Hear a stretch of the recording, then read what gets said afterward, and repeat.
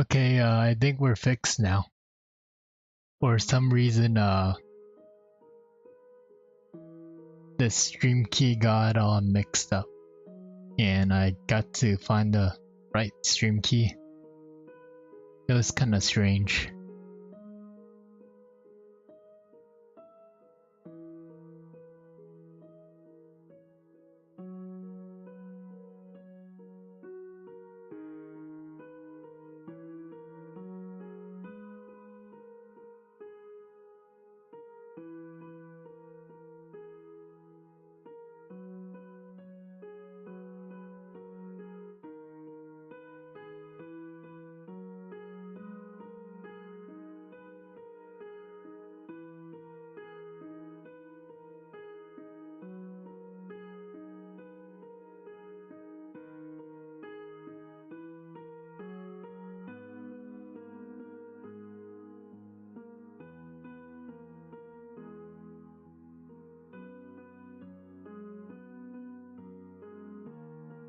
Yeah, it took me a while to fix it,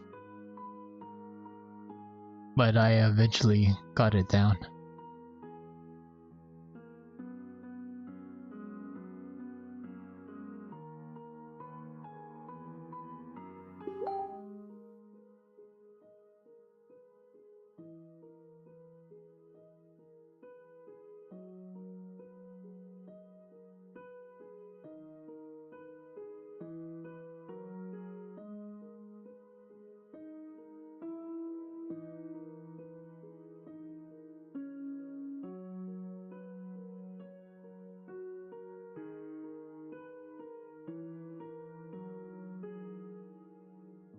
Hey, Alien Myth. Tonight we're tonight we're gonna be telling some scary stories, like creepypastas.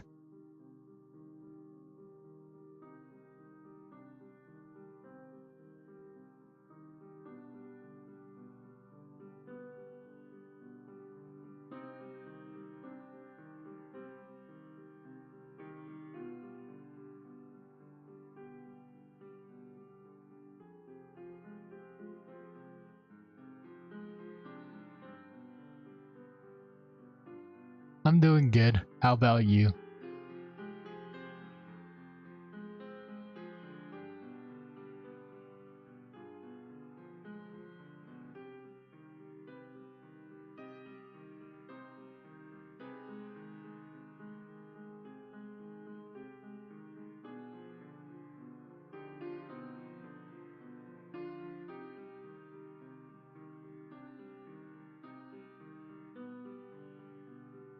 Have you been getting better, Alien Myth?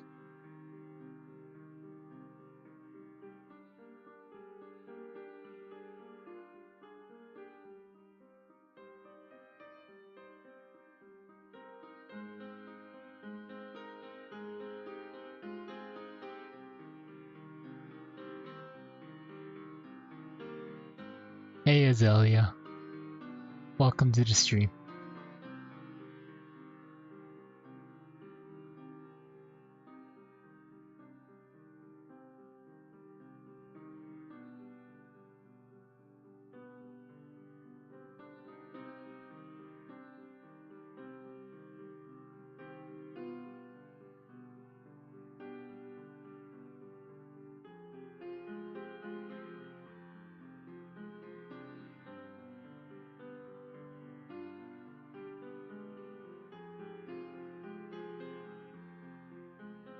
Still not so good, but it is what it is. You're praying every day. Well,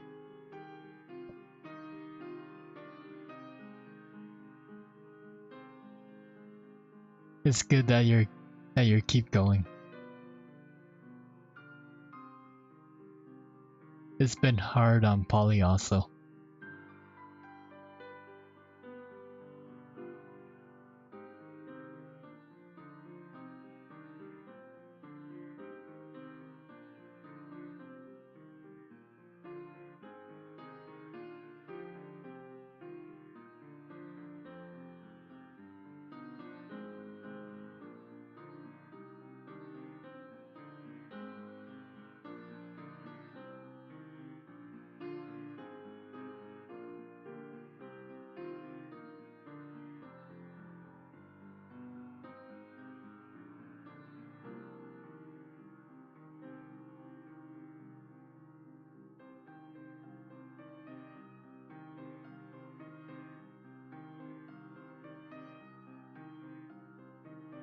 E3 was bad?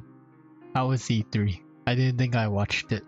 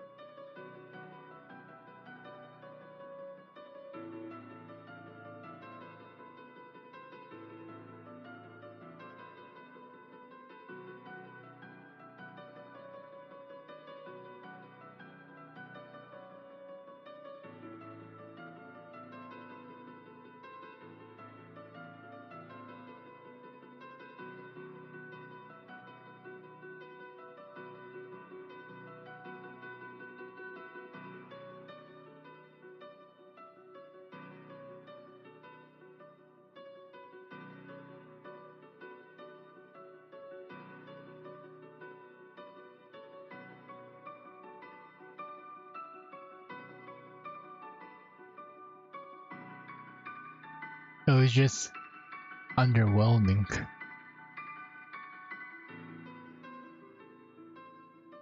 How so? How was it overwhelming?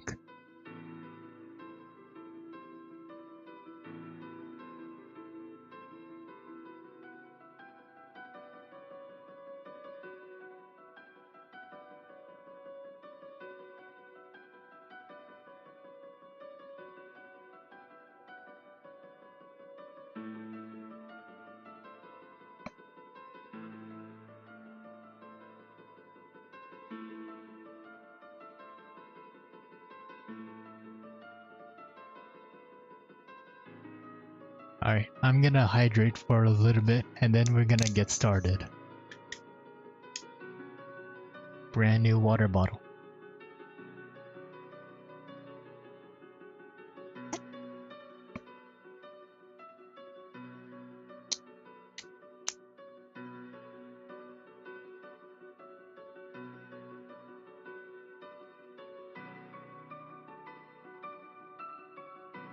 No. This one.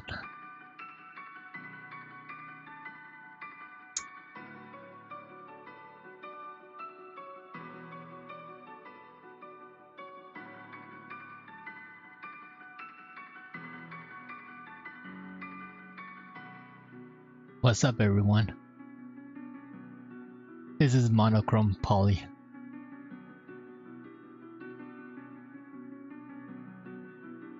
Hey, snip this. Nip this. No two Snoopies.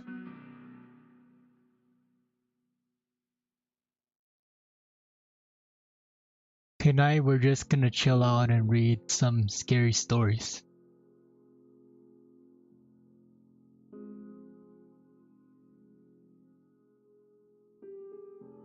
So which one do you guys wanna read tonight?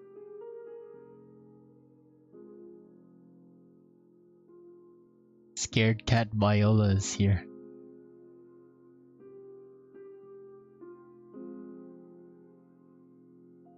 Meep. I don't know how you find it. Are you into spooky stuff? I do a lot of variety content, but I'm passionate about horror. Why you say you'll pass away?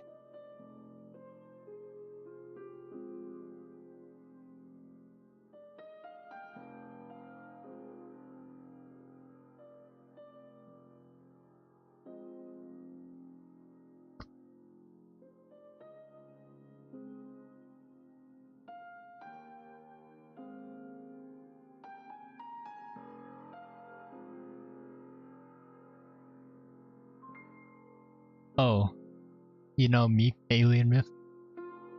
Alright, we're gonna read the greeting. They say that it's a very graphic, scary story. get scared easily. Yeah, it will be fun. And we're gonna start with the most scariest, most scoriest story.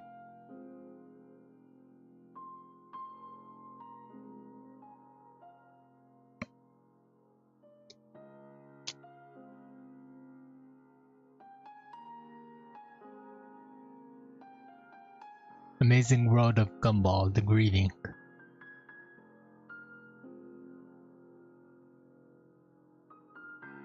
I always loved Cartoon Network. When I was growing up, it was my favorite channel to watch. Even today, it was some good shows like Adventure Time and Regular Show. One of the newest shows on the Cartoon Network, The Amazing World of Gumball, is a cute and mildly entertaining show. Not really my cup of tea. It was a little immature, but my little brother seems to like it a lot. One day I was watching Adult Swim when I realized that I'd been up so late that I haven't even kept track of the time. It was already 4 AM. I didn't recall ever watching this late, so I stayed up awake to see what would happen when it ended. A little bumper showed up in the bottom of the screen. During the commercial break, it said that a special episode of Amazing World of Gumball was about to come on. I was a little confused about an episode that was popular. A new show came on this early, but I was bored and decided I would watch it, thinking it might come on later in the day, so I could spoil it for my brother. Sort of mean, I know.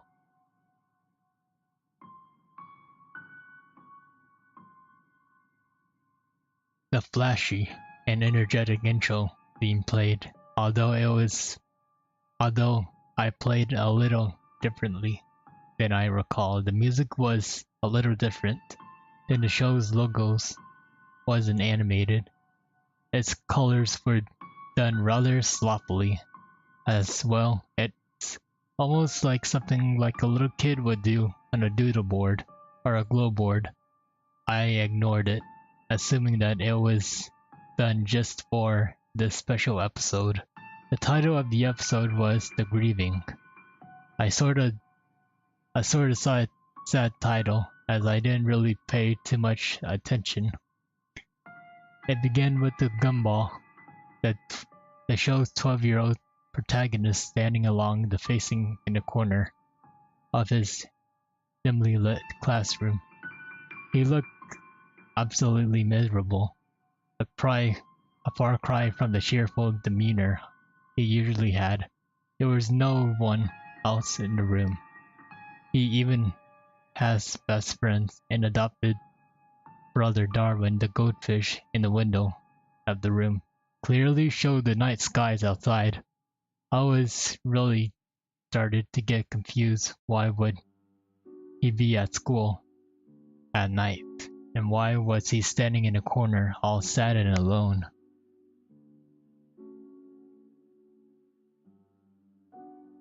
After about what seems like a minute of Gumball standing somberly in the corner, the scene suddenly changed. We were in Gumball's house once again, seen in silence and little disquieting Richard Gumball, enormous rabbit father. Walking in front of the kitchen, he looked even more miserable than Gumball had even previously seen. Richard even isn't wearing his usual attire. He dressed in fancy black suit, a little uncharacteristic of him. He sees unusual slop. He sighs and slops down into the sofa and starts sobbing intensely, sounding like someone who just lost someone important.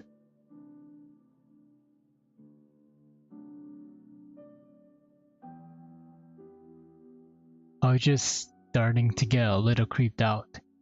It was the silly fun cartoon that I usually look forward to watching with my younger brother. This was something completely different. I was beginning to think that this might have been something the creators as an experiment or something, a test of the animation or sound perhaps, though it couldn't have been. Aside from the opening theme, this was still different from the final show. The episode had been much quieter than it usually was, only subtle sounds and very little music, and the animation was not anything to write home about either.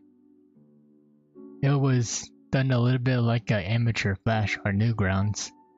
The character designs was somewhat sloppy and rushed, looking, and the real-life backgrounds used in the show looked different.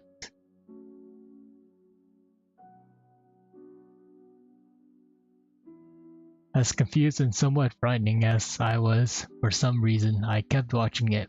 Poor Richard was still sobbing in the sofa as the front door opened suddenly, making me jump a little bit, such as loud noise and Gumball, mother Nicole, a blue cat like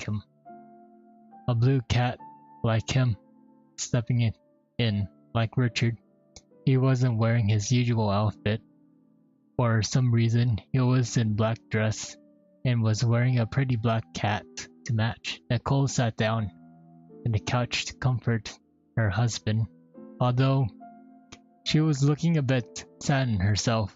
But at this point, Richard was crying, had begun to get more pained and miserable sounding. This wasn't in a normal cartoon crying in the show. This was realistic and almost depressing crying. I almost felt like sobbing myself.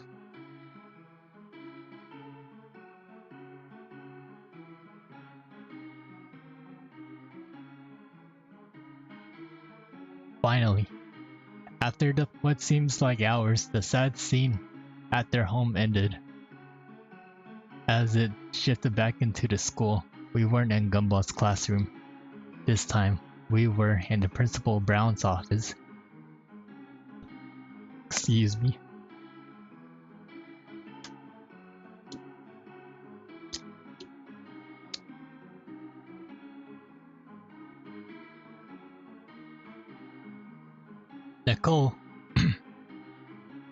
Nicole and Richard were there in their usual clothes, looking more normal and happy than they had before, but still slightly worried.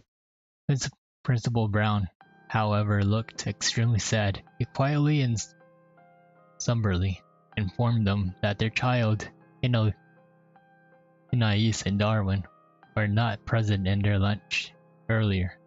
They hadn't been seen at all the rest of the day. Nicole was instantly furious at him.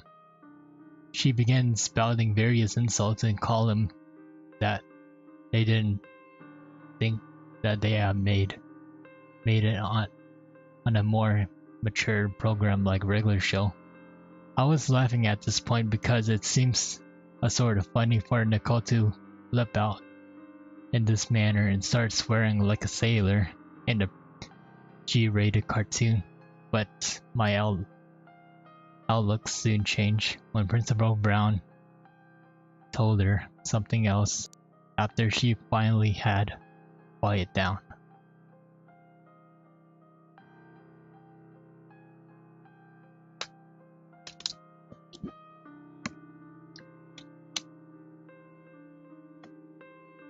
His eyes began to tear up as he informed them that they eventually were found, but they have not been found alive.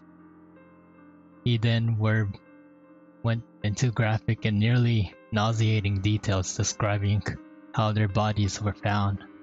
Their parents were sitting in utter shock. I could hardly believe what had been happening. How could such a cheerful and fun kids show be taking such a dark and twisted turn?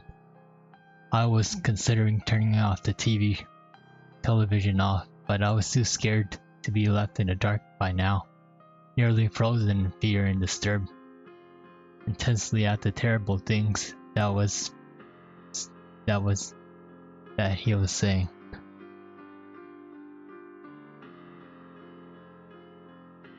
Another flashback. The scene was earlier that day, and the animation in this scene was even worse than earlier. I didn't remember though it's clearly.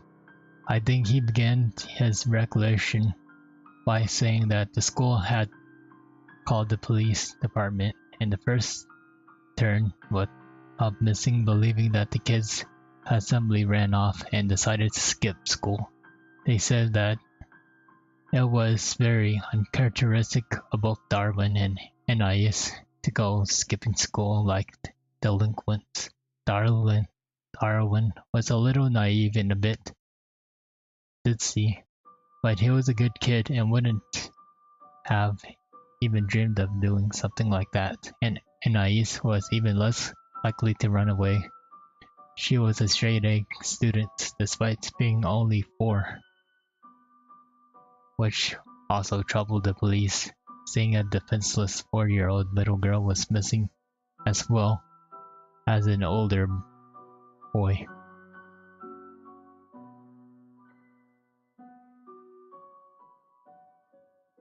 School had even thoroughly checked. The police started to search heavily wooded areas outside school. It took a little time for the police to discover the horrifying fate of Anais in a small clearing outside of the school. Anais' head was found in a small box. You likely to have unexpected something like that to be shown in its show's cutesy art style, but there was nothing like that at all. Realistic blood covered the box, inside and out, while Anais' head was done in a normal art style, but was drenched in blood and some other fluid. But not all of them hers. Not all of them hers apparently. There was a note in the box similarly written in her blood. It was never stated around during the episode what exactly written in the note, but apparently lead to the rest of her remains in Darlin's heavily mutilated corpse.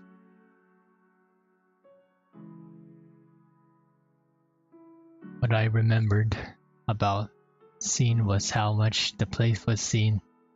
All the blood and gore from Darlin and Anais slaughtered and dismembered remains, all done in a very realistic and disturbing way. It looked like it scenes was taken from a crime scene photograph done by a professional, not something from a cartoon. This way, the scene was animated was different from most of the show as well. You may know that the characters from this series was done in a vastly different animation style, from flash animation to CGI, and I don't think that there's even a character done by someone putting their chin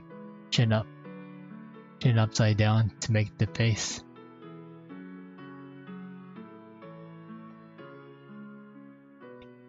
This particular scene wasn't like anything I had ever seen in the show before. Every little detail of Darlin's face was clearly illustrated. He looked like a zombie. His face was very pale and his eyes had been gouged out by someone, and Anais feared no better, or what was left of her anyways. She was naked and her stomach had been slit open. Her intestines were strewn around the trees and bushes and the woods, down to once again in a very morbid and realistic style.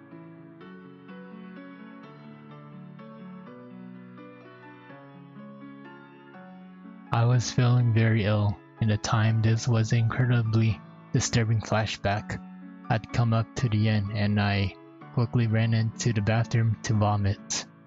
I was feeling better after upchucking, so I had realized that I had a good timing and ran to the bathroom during the commercial. It was then that I noticed that the show had been running twice as long. It's usually ran for 11 minutes. But this episode was running for about 30. By then, I was wondering if there was any information on the grieving on IMDb or something like that.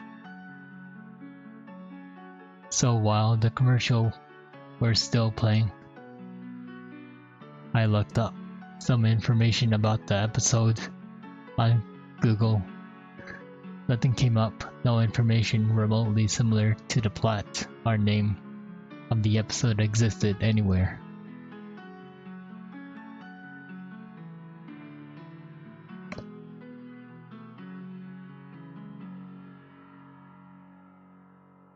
Yeah, this is a very gory story, Azalea.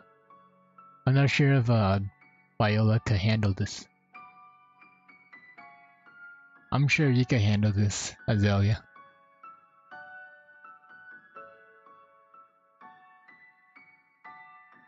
Now incredibly scared and wondering if anyone was watching, I quickly dialed my brother's Larry and asked him to turn on Cartoon Network and see if he was seeing the same shish that I was watching. He was pretty mad that I woke him up at this hour. But he was a nice guy and I told him that he would see for me. I thanked him and stayed on the line. As the commercial back from the commercial break, the scene had thankfully panned away from the horrific sight of the children mutilated and back to the principal office. I asked Larry if he saw some cartoon animals talking or crying, since that was what they were doing on the TV. To my surprise, he said that there was nothing like that and said it was a rerun of a old Looney Tunes short. In utter shock, I dropped the phone and ran over to turn off the TV.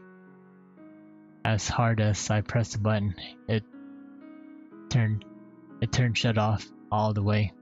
I tried every single button and none of them did a thing. I tried unplugging the whole thing as well, but nothing worked. The TV stayed on no matter what.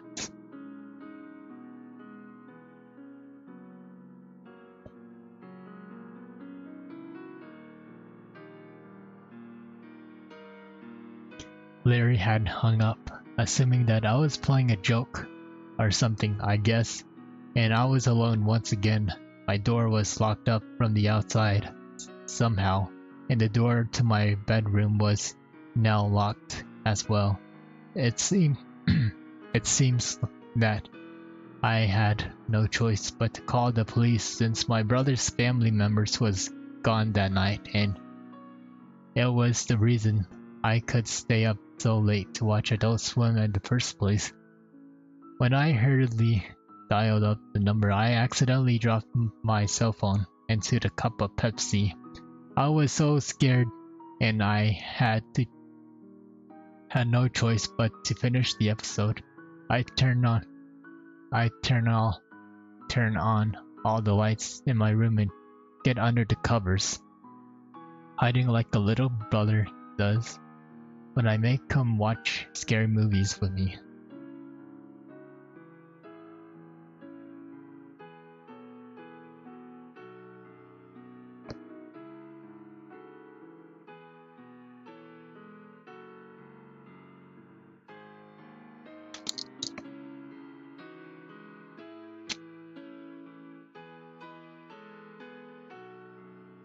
I had apparently missed a little bit, but Gumball parents were still talking to Principal Browns, so not too much. Nicole was asking him if Gumball was alright, apparently since she hasn't remembered him when Principal Brown told him what had happened to Darwin and Anais.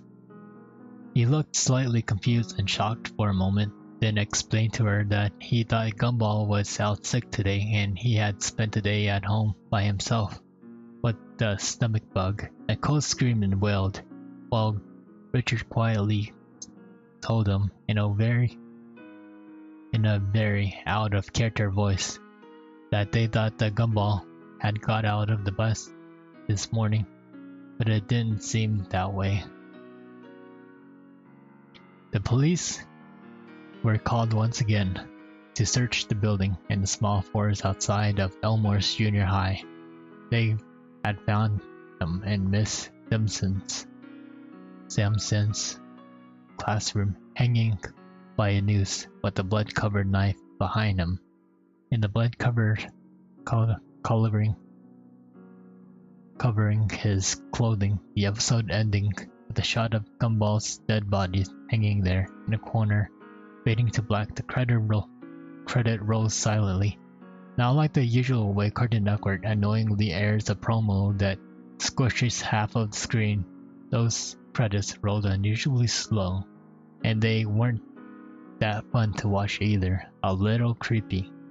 Just plain white text scrolling on a black background.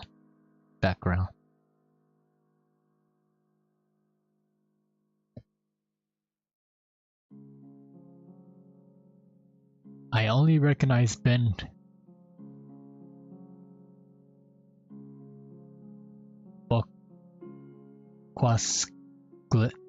Boquasklit, something name, as he was the creator of the show. The rest of the people were people I never heard of, and the copyright notice in the side said Incorporated Cartoon Network Studios 2001, which was incredibly odd since seeing as the show was new for 2011. After all, that was over.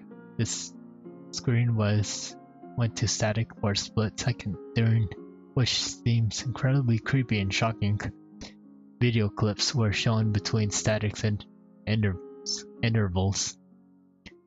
I can still remember them all very clearly. The first were a picture of a person in a plague doctor's outfit. Those always scared me for some reason, and the way the person in the suit were filmed was just as bad. A red light, some freaked me out, and incredibly was shown over the clip. The next one seems like a video being played very quickly over and over again, of a kitten face being squished by a woman wearing high heels, which was strange because a so-called friend of mine sent me a picture yesterday of a cat being stomped on and killed, similar to the kitten in the video.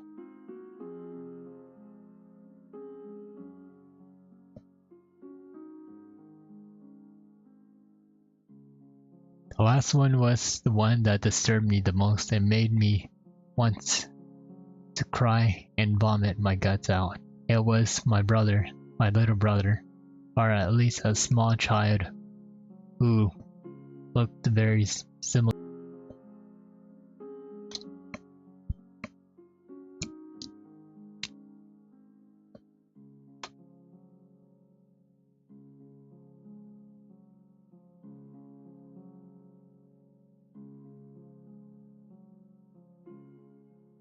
When I woke up,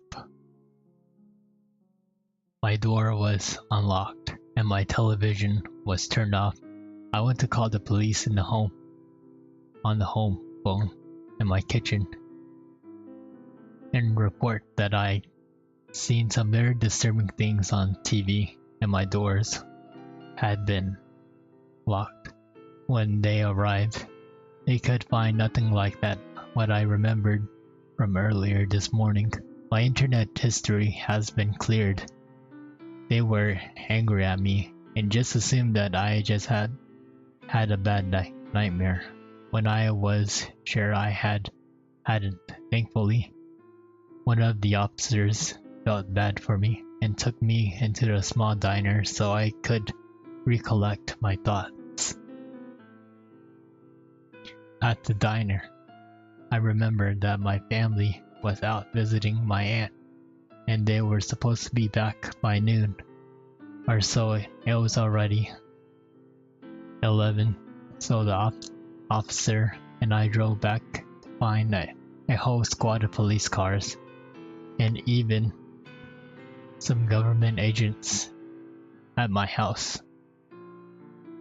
They explained to me that my little brother was missing and that my mother and father was the major suspect. I was freaking out and was trying to tell them that this... Excuse me. I was freaking out and was trying to tell them that the disturbing clips of the boy who looked like my brother was being shot out in the head, and they didn't listen. I stayed with my little brother, Larry, who wouldn't believe me either, still insisted, and that's all he saw was an old Looney Tunes cartoon and nothing at all creepy or weird. Cops eventually told me that they would contact Turner Broadcasting and tell them about the incident.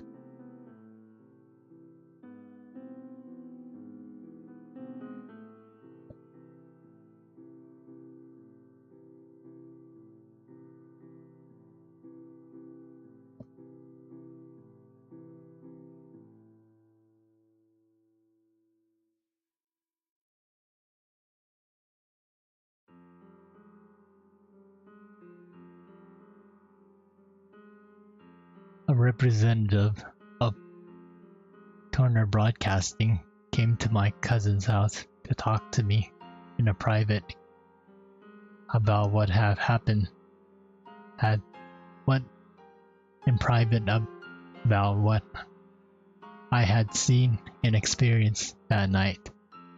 He was very kind, but it all seemed a little like some sort of front. After I could tell him all I remembered, he agreed to play back the day programming from when the instance with the disturbing Gumball episode has occurred. To my shock, all of the airings of the time was old Looney Tunes shorts. Nothing more, nothing less. I hysterically sobbed and moaned that what I had experienced and seen was completely real. But no one listened. Eventually I discovered then something had a Twitter account, so I sent a message about the episode, and this was the reply I got.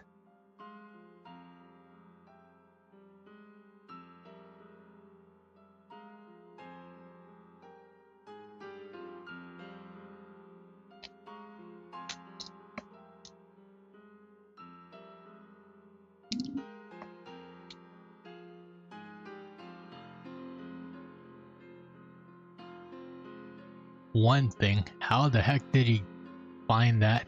I never ever thought I would think about that old shame again. I didn't tell anyone this. See, Sarah. Yes, this is my name. But the amazing world of Gumball goes back further than you know.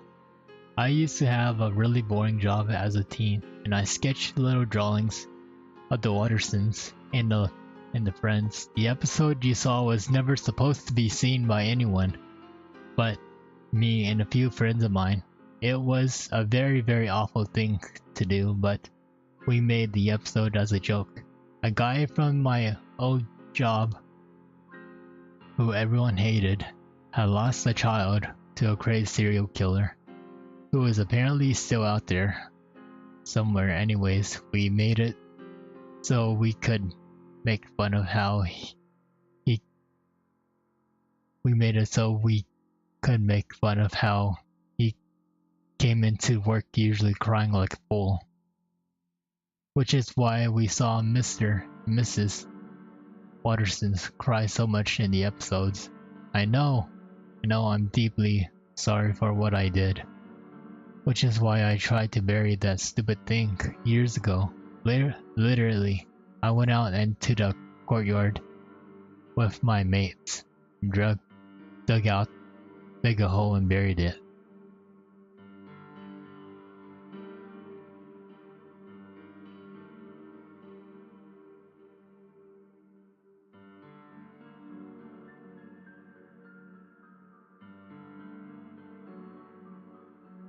What I don't get though is how you describe the blood and guts stuff. We didn't have any scenes with Darwin and Anais' bodies being found. All that happens in the episode with the parents and information of the kids being found dead and them being crying like crazy. We didn't even draw anything of in the episode in the episodes like that at all. We weren't that sick. Now this is my theory. The lunatic who killed the man's child found the tape we buried, watched it, and heavily edited it. Then he hijacked the local TV stations near blank.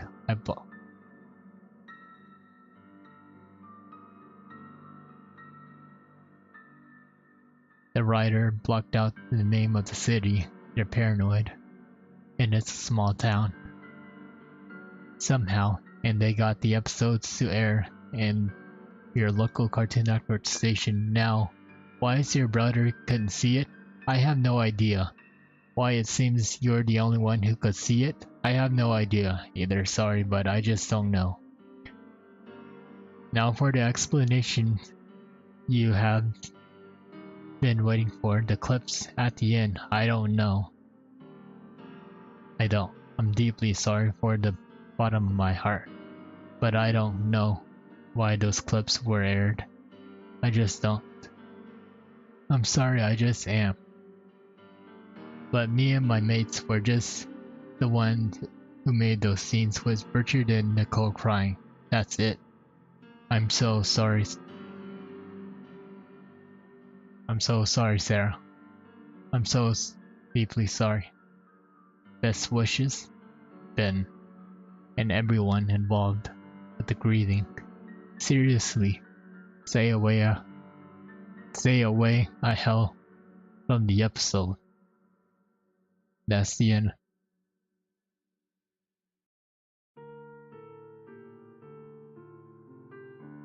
That's the end of the creepypasta of the grieving.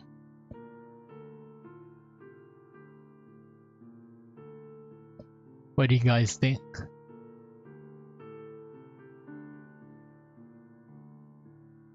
Lovely story. Very creepy.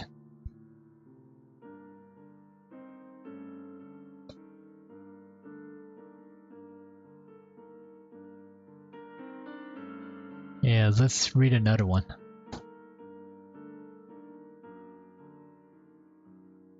The Grifter.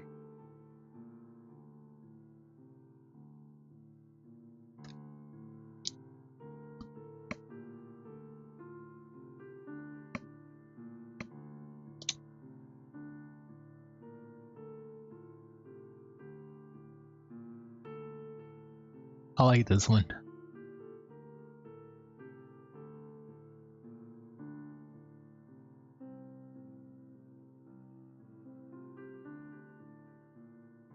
This is a very short story. Oh, we can read that one. The Grifter is an alleged video that was first mentioned somewhere in the 4chan image boards. Watching it says to be a soul-wrenching experience, far more horrible than anything could imagine. The image on the right is said to contain screenshots of what of some of the scenes in the video. The few that have watched it are said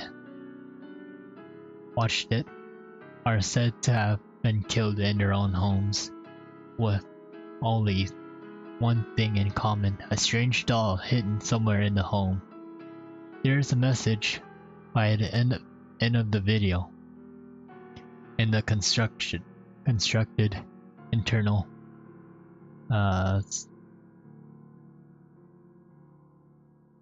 something language, and says, "This child, now a young man, is alive and well, lives in a local shelter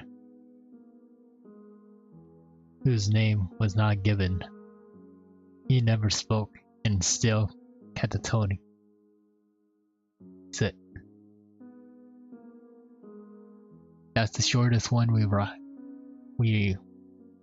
This is the shortest one we read, but it's a very creepy one. Oh, what are my thoughts on the other one? I think it's a very scary one. And it's very popular too.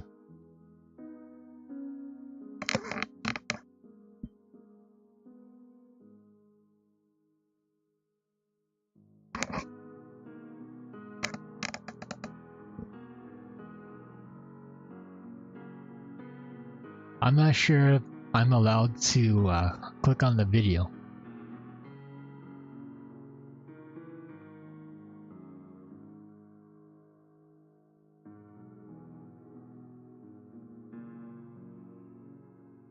No comments yet.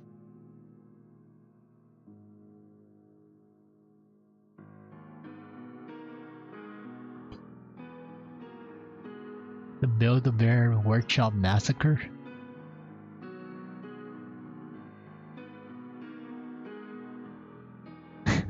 This sounds funny. But this is a part 2. Oh, we need to see part 3. I mean, a part 1.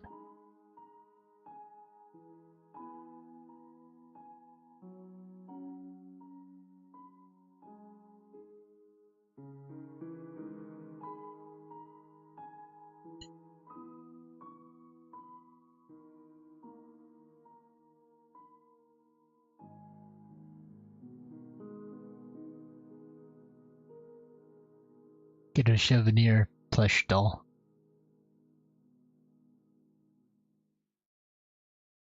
Oh, this is a good one. Has anyone watched Axis Powers Hetalia? It's a pretty old anime.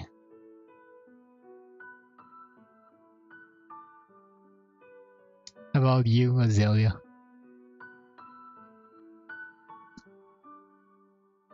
You have a creepypasta of that.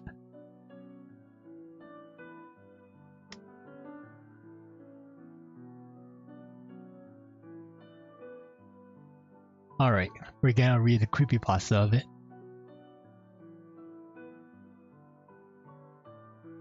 Axis Powers Hetalia, episode 23.5. Hey everyone. Hey everybody. Good here. Not really used to this. Sorry for the nervousness. Not really sure how to go about this.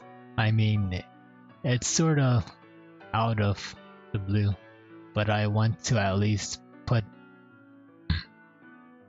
what happened out there for other Hetalia fans like myself.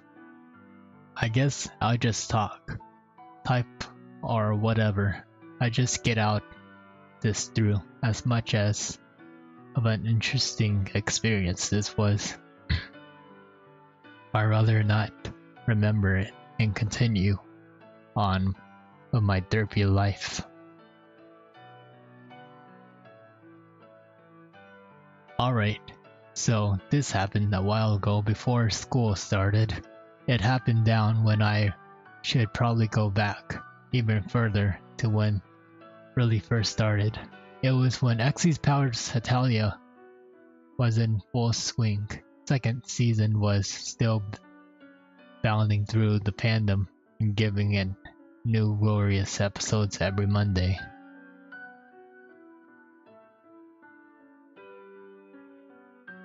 Not you, Alien Myth. My older sister and I were both involved in the series, and which was a rare occasion since she was often isn't shared with interests with me. Of course, I wouldn't force myself to get into whatever she was getting into, so we could at least have a reason to hang out with. But this is the first time she came into the fandom without me working for it. It was really nice, considering it was still unknown in our small town. It was even nicer to just have someone to relate to.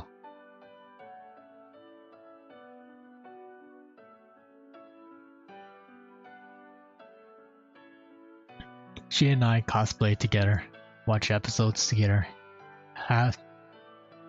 got merchandise together. You know, the whole kit.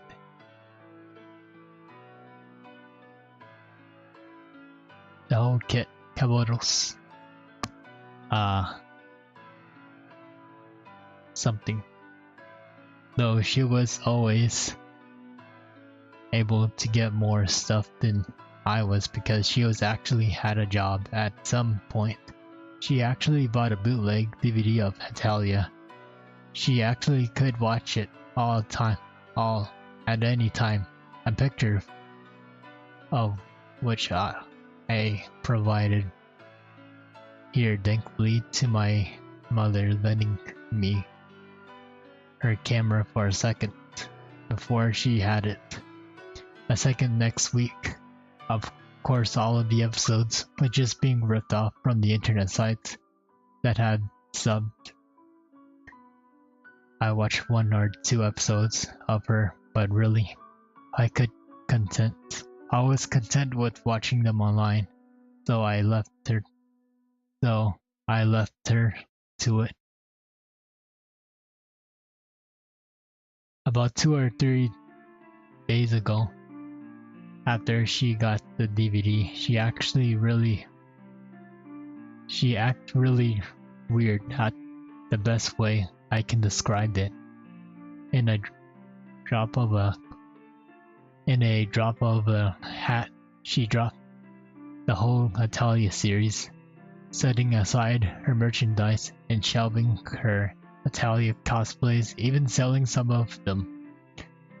When I tried to ask her about what was up, she just said that she didn't want to talk about it, and at the point she glared at me. If I mentioned it to her, I was extremely disappointed at losing my sister when it came to sibling bonding in fandom. At the time, I was just figuring out she just grew out of it or find something even better. The mindset especially fits in when she started to read Homestuck soon after it to have something to do with it.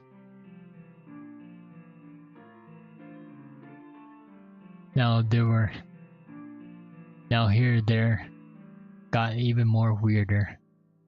Now it has been a while since then.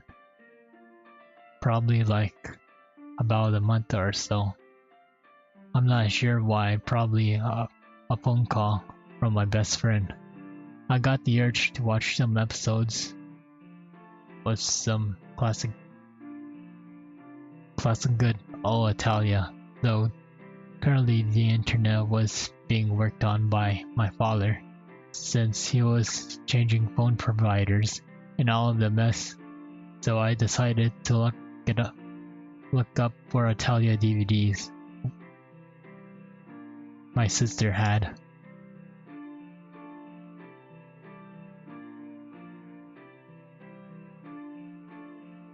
I'm I'm gonna get some water real quick. Be right back.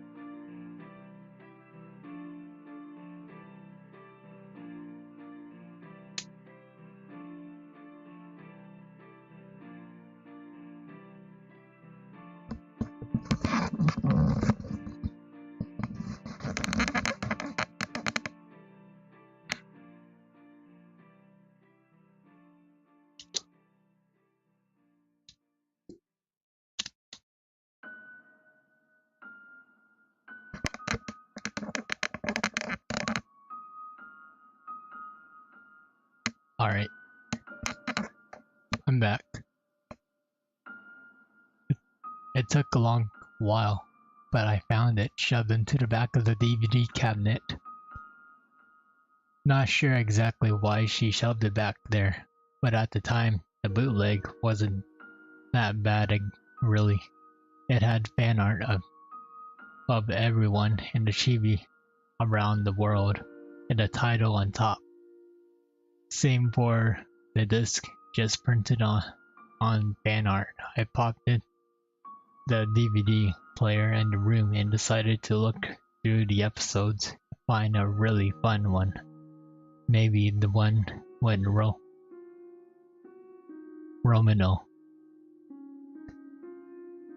is first introduced.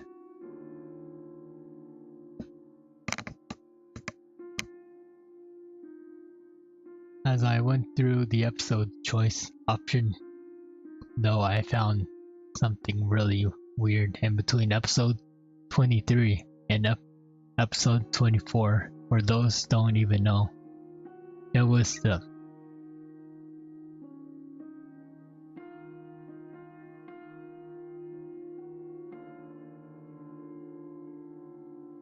it's the something Lias and Switzerland episodes.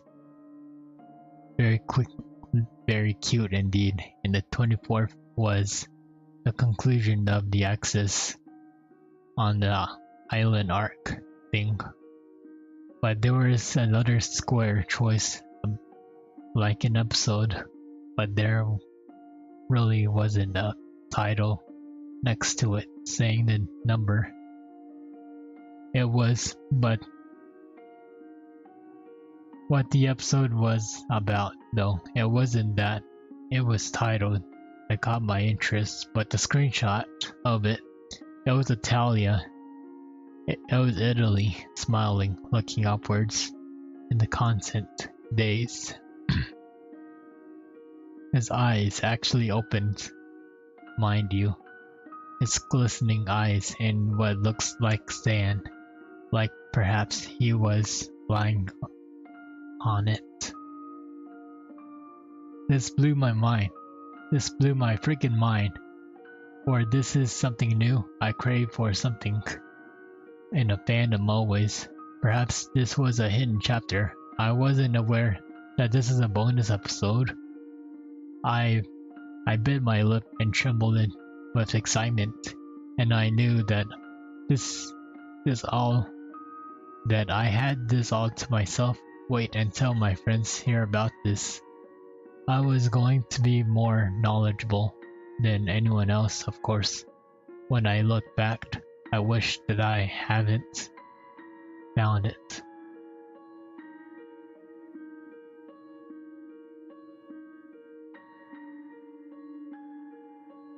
Without much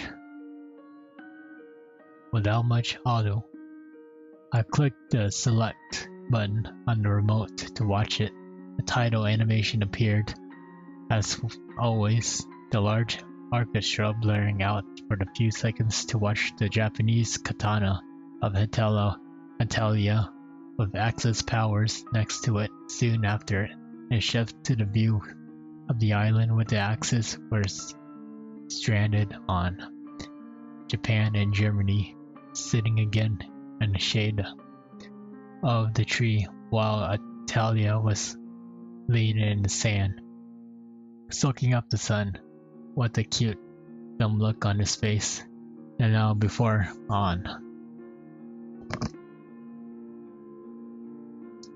I read stories like this before about lost episodes of cartoons.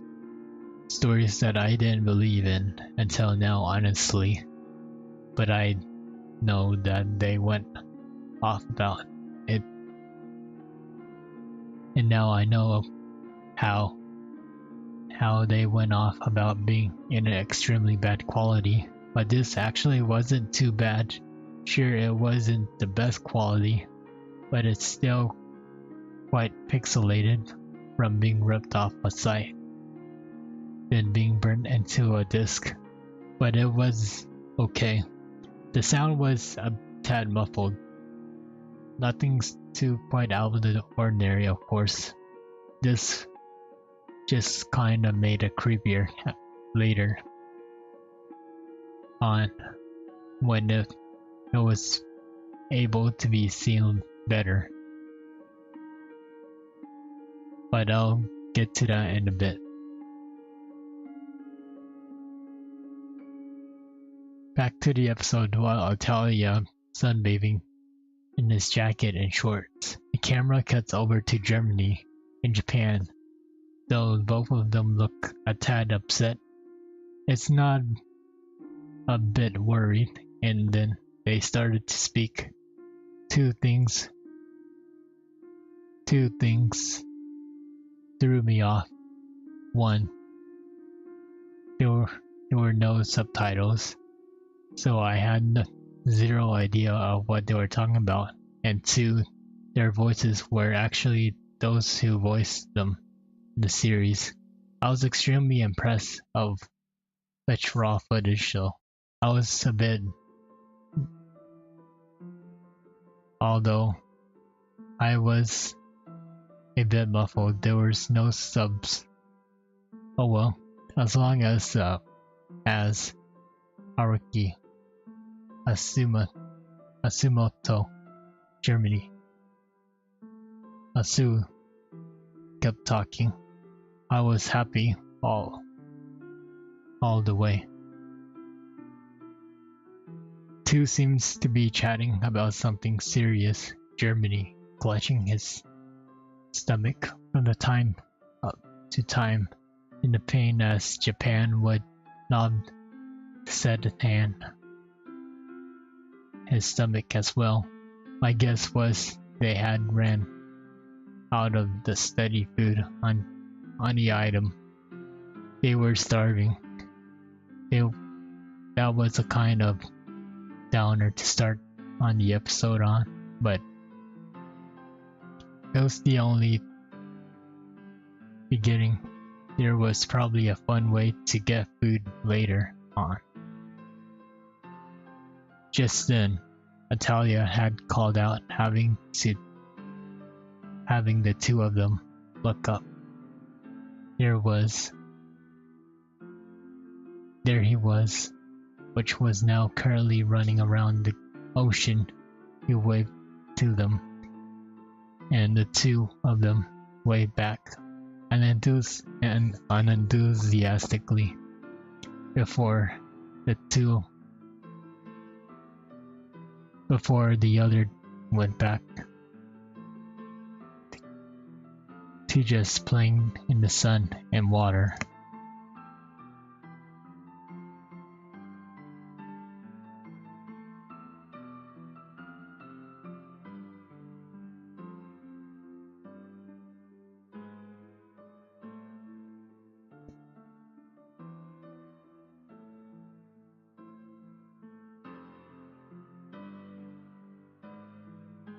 I didn't notice this until then, but the only thing playing in the background was the ocean waves, something not uncommon, but it certainly kept the atmosphere kinda stoic, especially when the focus was on the hungry and worried nations in the shades. But either way, I was too sucked up into the beautiful new material. I didn't question it. I didn't even care. But I didn't know the bulk of it. I mostly cared for the action anyways.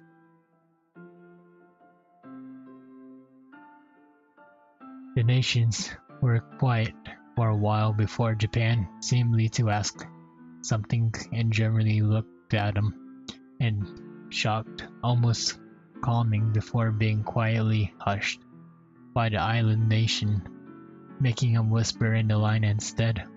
Oh, was Japan thinking? I thought. But Japan had repeated the Japanese statement in the more quieter and clearer tone, not making his eye off Italy in the water for a few moments. The two of them discussed the issue, obviously talking about the Italian, though soon enough the two of them nodded in agreement at the moment, even though it was just a few seconds. Germany had made the saddest face I had ever seen. Like he could burst out of in tears at any moment. But he kept the back. Honestly, I inwardly looked out my shit at such emotion, even if it was very short. Though it made me wonder even more what brought it on.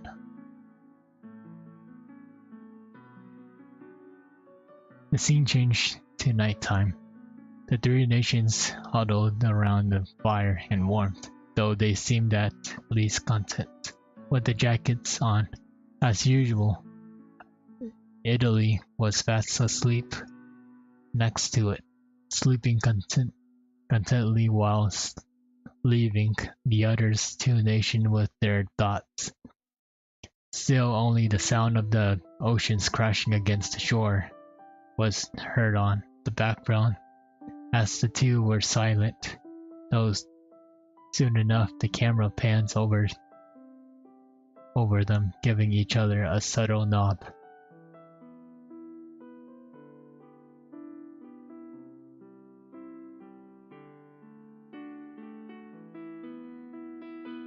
In unison, they both stood up, going over to Italy, picking them up very carefully, not wanting to wake them up.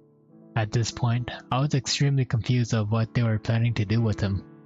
But they were going to a new location. Quietly, they shuffled into the sleeping nations over to the ocean and carefully set him in the face down, Japan setting his hands over to the other's head, so to keep it still below the water surface. It didn't take long until Italy began to thrash around, bubbles popping furiously on the water next to his head,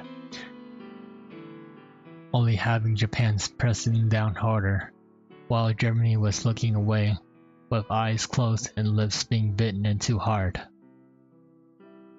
While this was going on, my mouth was hanging ajar. Japan and Germany were drowning Italy. Why? As I was watching this intensely, I recognized the words "Gomenasai." Italy came from Japan. Sorry, Italy. What the hell? Personal guide to the world of country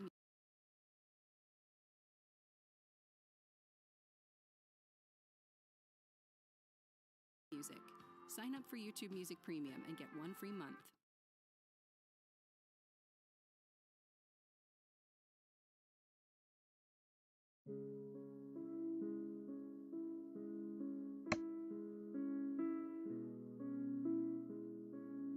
About the 15 seconds later, which felt like almost forever, of watching the poor nation Italy limbs fell with a plop in the water, the bubbles ceasing to arise anymore. The deed was done. But why? Japan and Germany picked up the waterlogged Italy and brought him back into the shore, placing him down next to the fire, while Germany sat aside, just staring at him into the fire as it consumed, contemplating what they had just did. Japan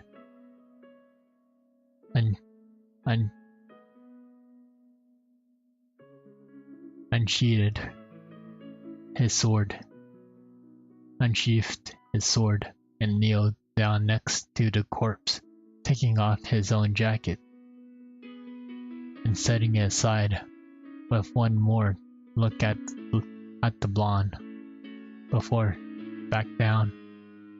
Japan took a deep breath before making an incision from the base of his neck all the way down from his belly button, cutting in a bit more so that he is able to flip the skin back to reveal the blood organs and of the once living nation.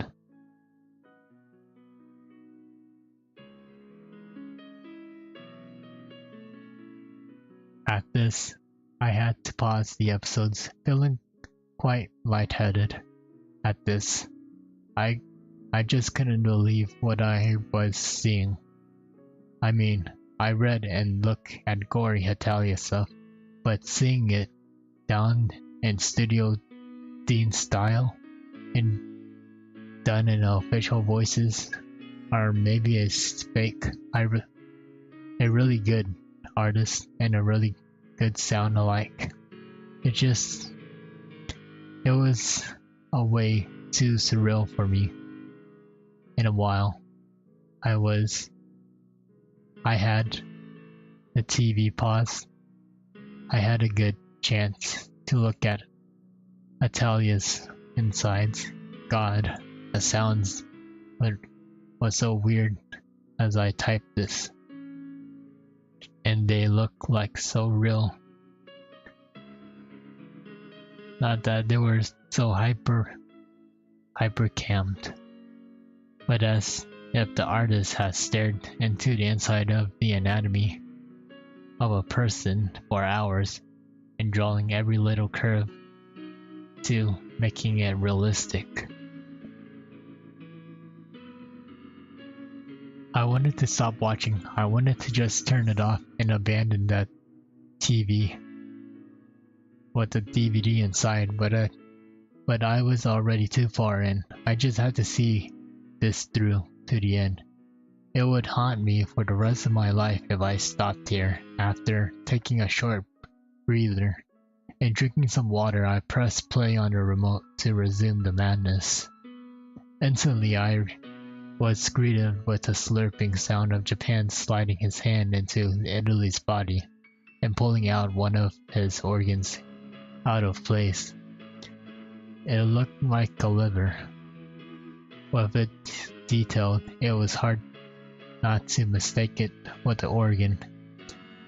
Japan sighed, and as he cut off the connection strand with his sword and set the mess of organs into the other's discarded jacket before he was going back and setting aside a kidney and both of them, while Japan searched around. Germany reached over to some sharpened stick he seems to have gathered earlier and penetrated the sharp and through each organ that Japan had laid out, which sat in sight. He set the organs kebabs on the range and the fire so it could be cooked, which I didn't know how that was even possible.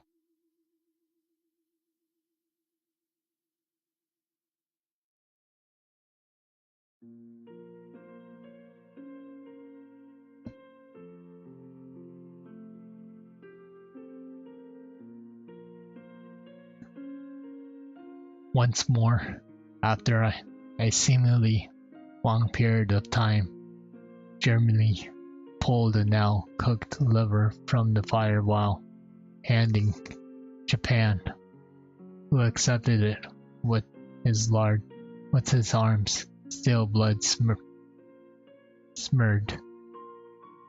A kidney, both of them were in silence before Japan's murmured "Itadakimasu," and both took a large bite from it. It still makes me feel weird, and when I think about it, seeing that scene. But the lightheadedness faded as I heard something that made me gasp. Totsu.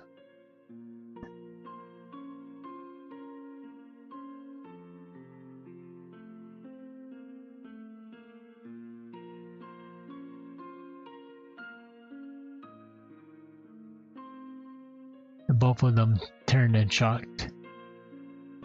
The camera pans over to show that Italy was alive. What?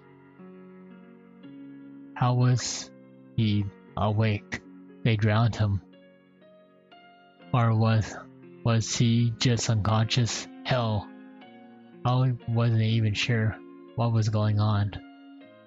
And it seems like the others too had no idea either. Germany and Japan had to explain themselves, but Italy began to grow more panicked, slowly getting what happened, and he began to scream in pain and fears, sadness. I couldn't even pinpoint what emotions was there, but it was so weird to him. Like that, it almost sounded like the man's voice. Voicing him was in a large amount of pain.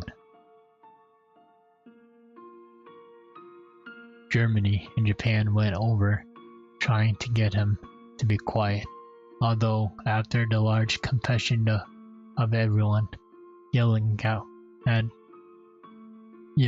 at once, Germany was the one to finally scream for everyone to be quiet, shaking Italy to try to make them quiet, resulting to just tugging the curl to make them stop momentarily at this point when I should have laughed. I was particularly at this point of tears.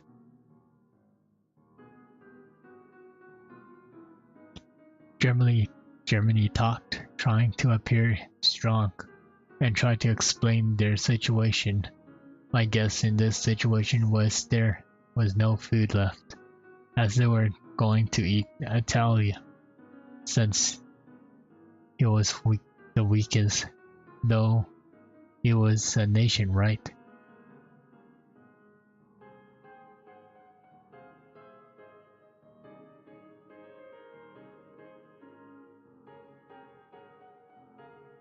They were all nations. They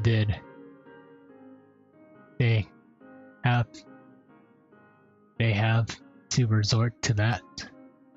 Was that why Italy woke up? Germany comforting Italy while being harvested. Screenshot taking by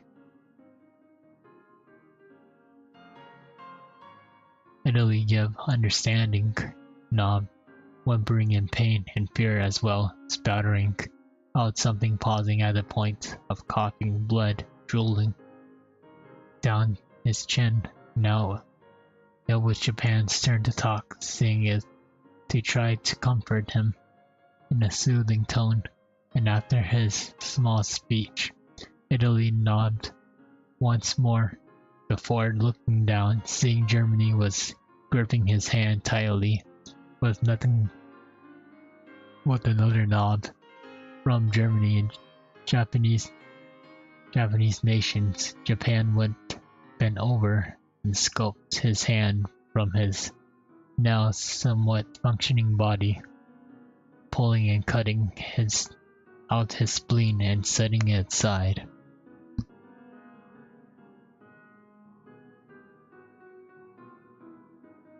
Italy almost screamed, reduced to a sort of mixture of whimpering and sobbing, and the camera cuts to a view of his and Germany's hand, becoming more constructed against each other. The shots pans to the unfrowning Germany, who once glanced to Japan's work before speaking again, calling it Italy's attention. He spoke for a bit, trying to smile, and soon Italy smiled back at him, for once in the series actually opening his eyes to reveal their golden honey color, and called him, or the familiar words he used to call him, Captain.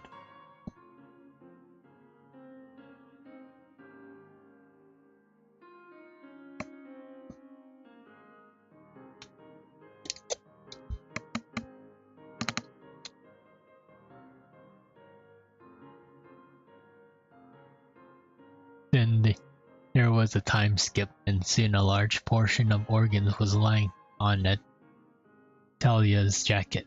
Then I could recognize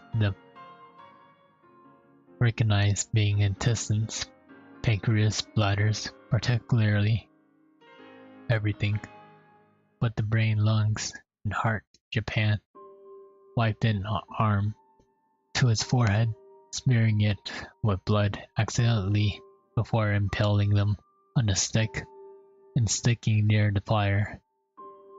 He turned back to Germany, who was still holding Italy's hand.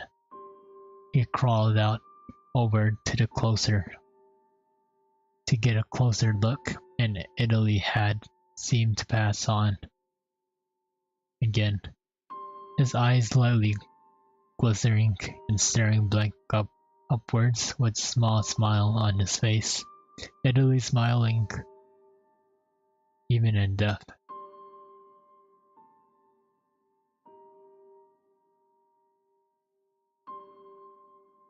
Japan looked over to Germany, seeing that he was frowning blue eyes, distinguishing with tears, as he was still trying to get over having this happen to him. Japan set a hand on his shoulder, murmuring something seemingly comforting, making Germany nod in agreement and sighed shakily. Japan frowned lightly at this before he moved aside, grabbing the dead Italian's free hand and squeezing it lightly, saying something in Germany before looking into the fire where the organs were roasting. Germany glanced back into the fire and moments before looked in the sky where Italy was staring. The camera pans upward to it, past to the stars and everything until it was completely black. Into the next episode started. It's just like no credits or anything. It just left the episode on a cryptic or optimistic note. I have no idea. I wish that it had run on my computer to get a screenshot, but the disc refused to play on here for some reason, and I didn't really get any good camera to snap a clear picture. My friend's Via was kind enough to get 2 screenshots for me, although the disc only worked for her computer for so long, but I'd rather not look at that again. It may not sound as bad as you read this, but that made me get away from Italia for a while, honestly. Though I'm not as weak stomach as my sister is. I still love the series, and I still continue to love it. But since then, I refuse to watch any anime episodes. Any anime episodes. I would prefer to see fan-made gore over official ones anytime.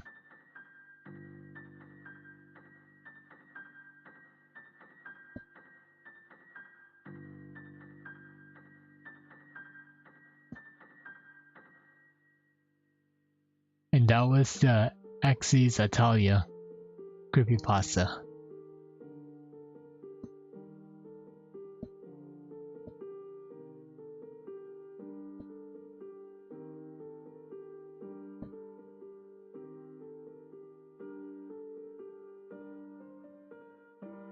What do you guys think of that story?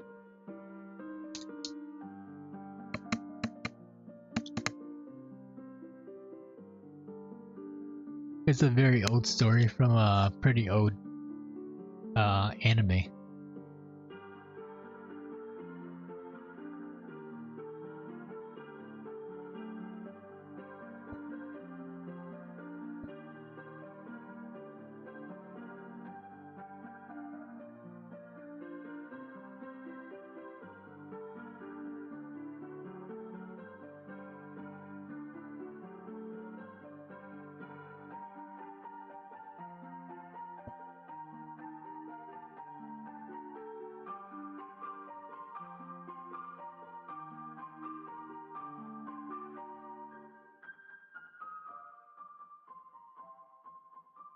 Let's look for some more slightly shorter ones to read.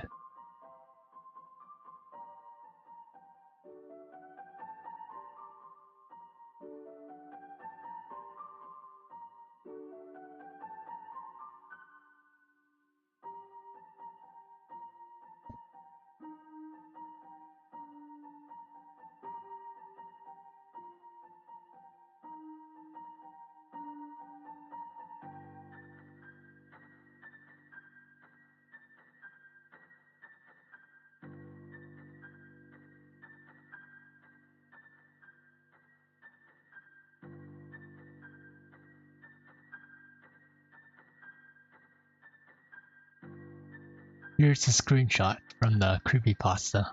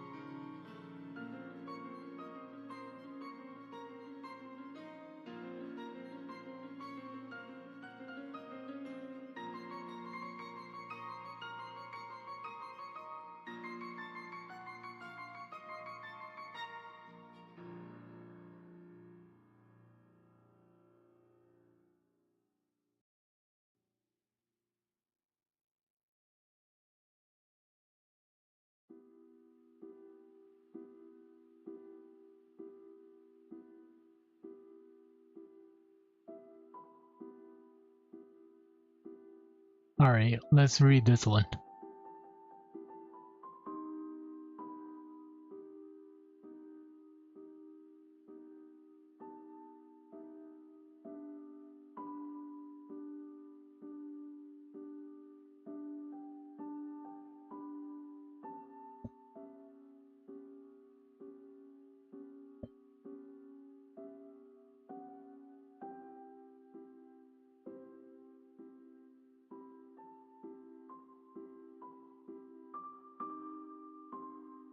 Loud House lost episode. Loud House 2001. Don't try to say anything. A lot of you guys have heard of the Loud House. Those who don't, the Loud House is an American animated series made by Nickelodeon. It's about an 11-year-old boy named Lincoln Loud, who was... I need to drink some water real quick.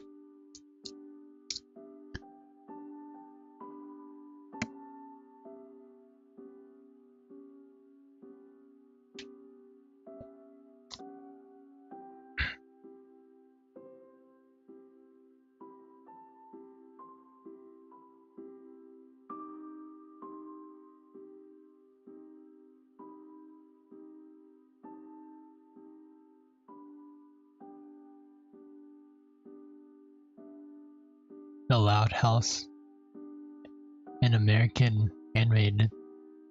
Let's see where it be. The Loud, who has 10 sisters. Their names are Lori, Letty, Luna, Leanne, Len, Lucy, Lena, Lola, Lisa, Leela. Of what most people don't know, however, that on March 30th, 2019, I spotted a Blu-ray that was allowed. It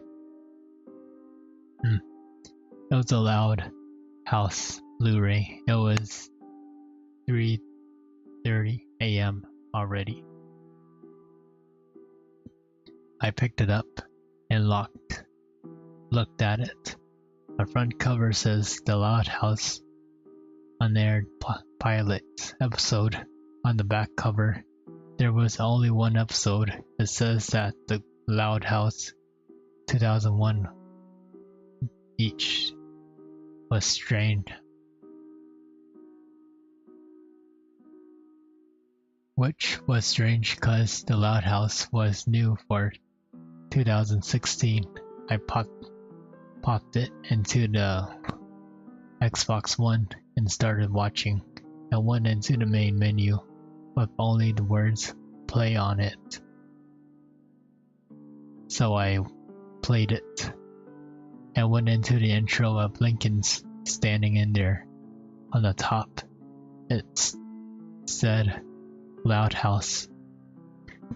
Then the pilot begins a simulator to the episode of The Loud House, Not Allowed. The atmosphere felt weird.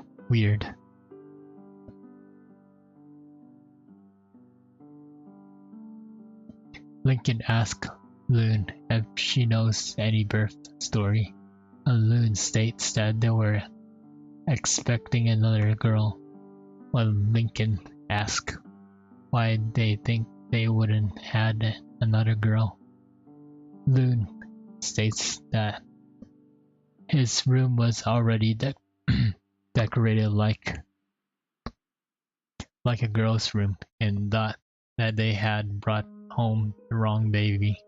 Lincoln realized that just like a character on one of his DVDs, he might have been switched with another family baby.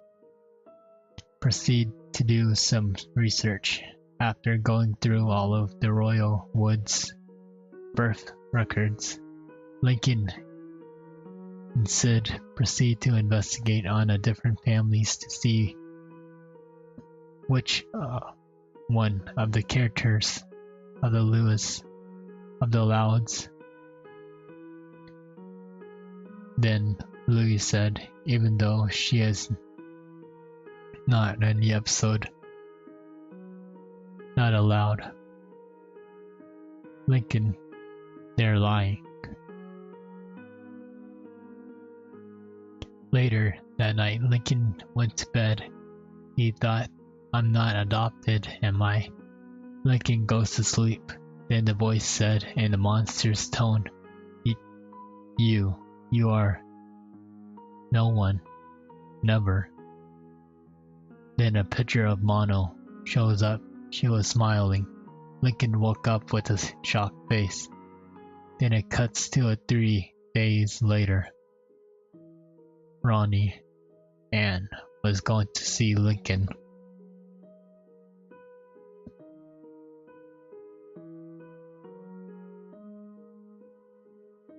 Lenny told Ronnie, Lincoln hasn't come home from his room for 3 days. That hasn't was the first time I heard Lenny said something serious. Then I went to the hospital.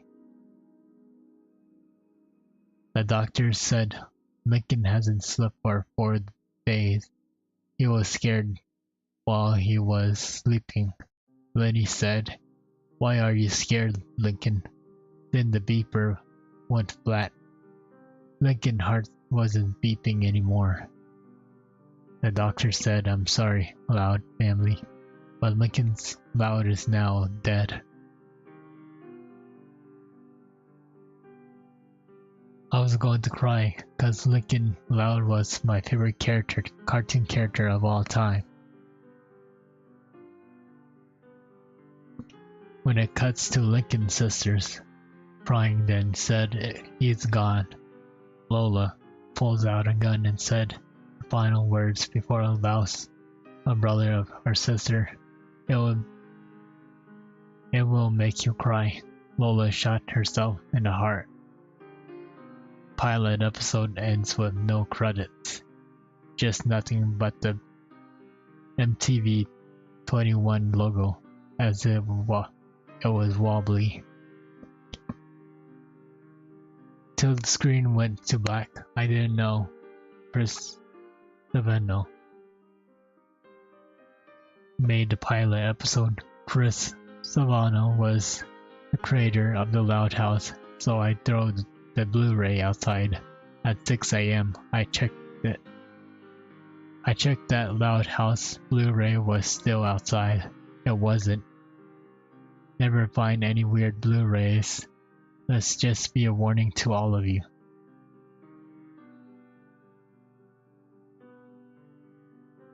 That was a strange one.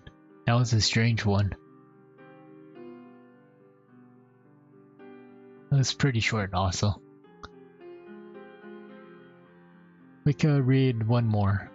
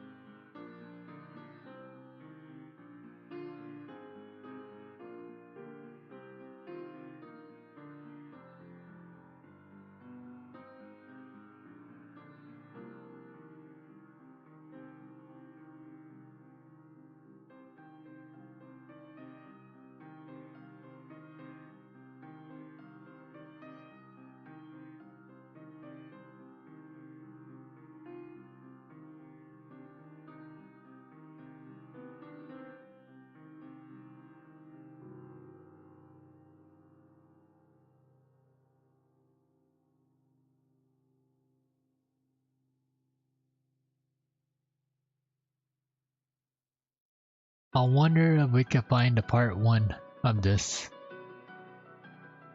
I'm curious about this story.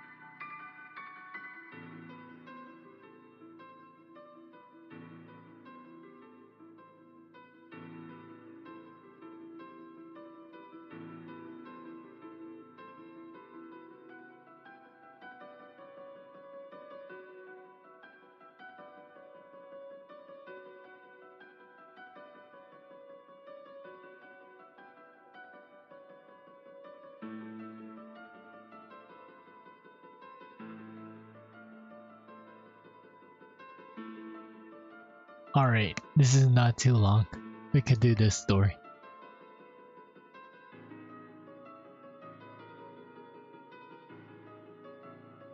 A true story. Almost got kidnapped story. The man offering me a ride home.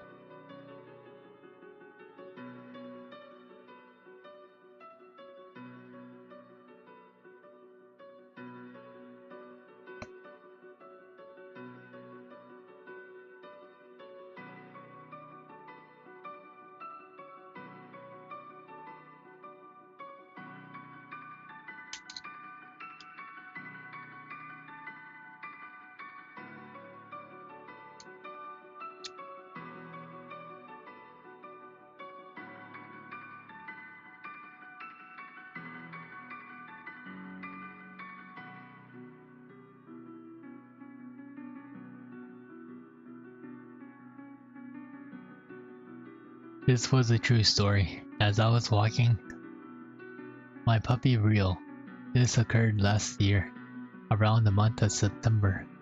I'm now 17. I am now 17, and this happened when I was 16, so I knew better not to offer a ride from someone I didn't know. It was a Sunday afternoon. Wasn't too hot outside, and it was still light outside. My mother wanted me to walk to Rio, my Chihuahua puppy, in her doggy carrier bag, so for her to get some fresh air and for me to walk around instead of constantly on the couch on my phone 24/7. My house is on a subdivision that's a circle, so I walked around the block once or twice. It was pretty quiet since it was the end of the weekend, a lazy Sunday for everyone, I guess. I had a tense shoes on a short sleeve shirt and a short since it's still constantly hot. During September in Texas, on my second walk around the closed back of my house, I noticed a truck approaching the direction I was walking by. The sound of the engine and the wheels rolling on the gravel street. The truck and the black 14x14 Ford truck pulled up beside me. In the passenger window, rolling down in the driver's seat behind the driving wheel was what seems to be the late 50s man. He had what appeared to be a yellow construction or traffic control vest, and I could see a name tag on the chest. He couldn't really make it out.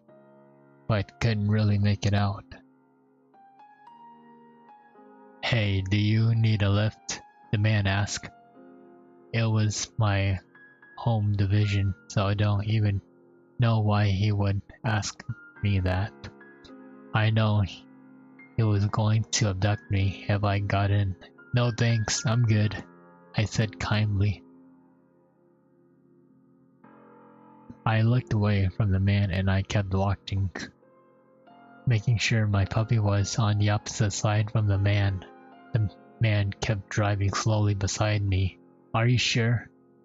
I nodded. Yes, I'm sure, thanks. Alright, he shrugged and drove on past me, but I'm not so drove on past me, but not so fast. As I got into the house, I told my parents what happened. My mother was concerned, but proud that I knew better not to get into a vehicle with strangers. We saw the same truck slowly drive around the block a few more times, and the same afternoon, we started to get suspicious.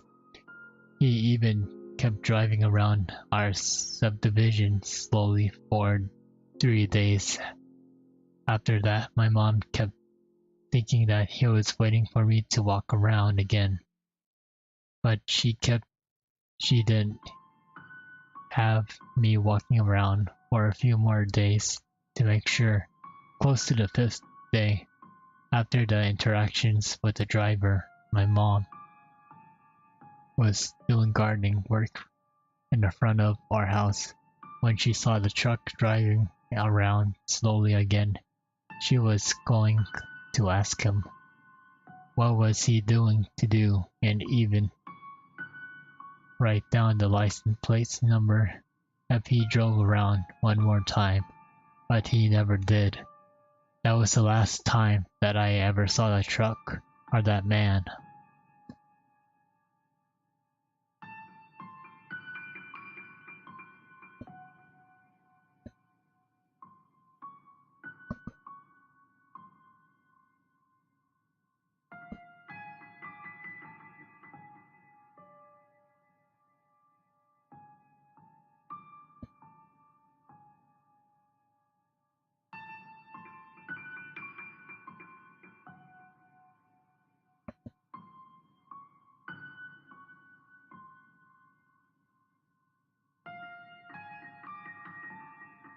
And I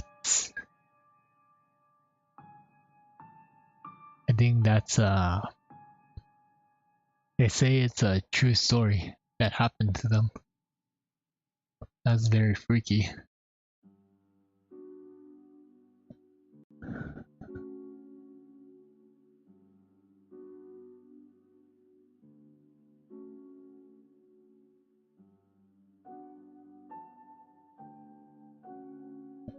So remember not to go into people's cars. Stranger danger.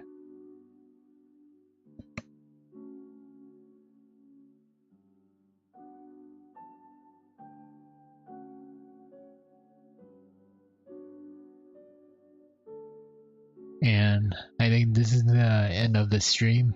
I'm getting kind of tired now.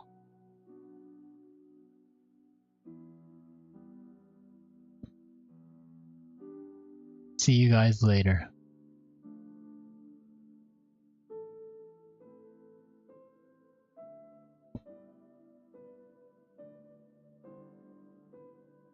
Thank you everyone that joined in the stream. Hope to see you guys later on the next stream. Bye bye.